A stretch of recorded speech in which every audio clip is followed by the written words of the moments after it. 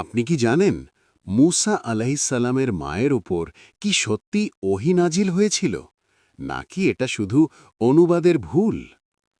আয়াত শুনুন, সূরা আল কাসাস ২৮:৭।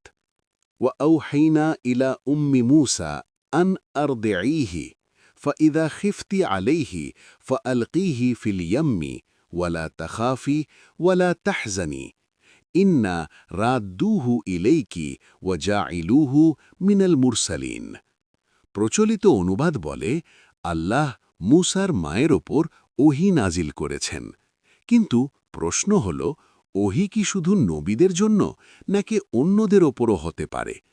গভীরভাবে দেখলে ওহী মানে শুধু নবুয়ত নয়, বরং নির্দেশ, উপলব্ধি, দিক নির্দেশ। উম্মে মূসা মানে শুধু একজন মা নয়, বরং সত্যের ভিত্তি, চিন্তার মূল।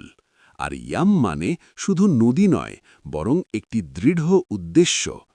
অর্থ দাঁড়ায়, যখন তুমি ভয় পাবে তখন সত্যকে দৃঢ়ভাবে উপস্থাপন করো। তাহলে বোঝা যাচ্ছে এটি কোনো ব্যক্তিগত গল্প নয়, বরং একটি চিন্তার মডেল। আল্লাহ আমাদের শিক্ষাচ্ছেন, প্রশ্ন করো, চিন্তা করো, সত্যকে প্রকাশ করো। কিন্তু অধিকাংশ মানুষ জানে না। ২৮:১৩